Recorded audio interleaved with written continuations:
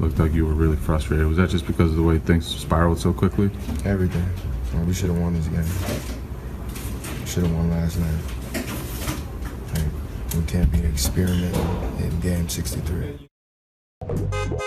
Time to pump the brakes. That was Celtics point guard Isaiah Thomas blowing off some steam after his squad blew a 15-point second-half lead against the Celtics last night.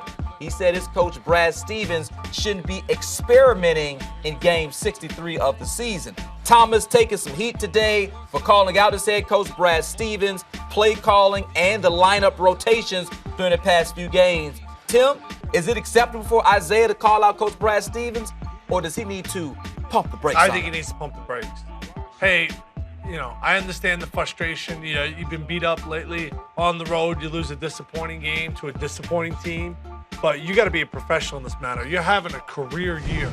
You're actually in the conversation. You're not going to win the MVP. But you have to be a bigger man and realize that Brad Stevens has actually helped take your career to a whole nother level. Okay. Giving you the faith, giving you the ball in the fourth quarter, not calling timeouts, trusting you, giving you that confidence, that belief in yourself that you could take over the game. Isaiah Thomas has played for other teams. He's played for other coaches.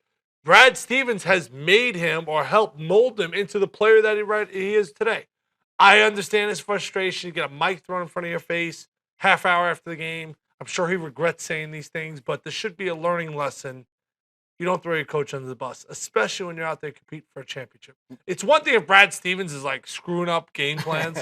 Brad Stevens' strength is getting the most out of players. Yeah, we know him as an X's and O's guy, a great, basketball mind, draws up plays, gets his guys to execute. So if he's doing some different lineups, I think teams do that sort of thing. Like I think Tyronn Lue in Cleveland, I won't say you experiment, but you try different things going into the playoffs to see what's going to work, yeah, right? Because there's going to be a game where what you normally do doesn't work. I mean, the Cavs went out there and signed Andrew Bogut. Right.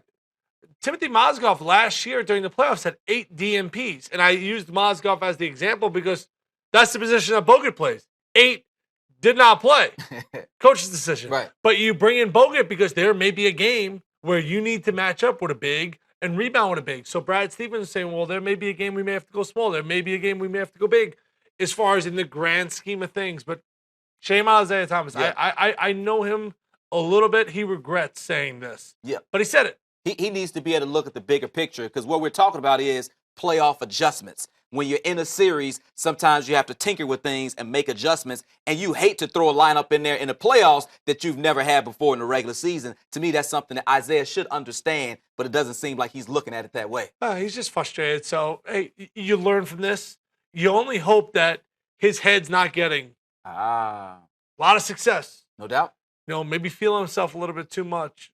He's still the coach. He's still out there trying to win in the Eastern Conference. Hopefully this is something the Celtics can put behind them. We'll see how things turn out going forward.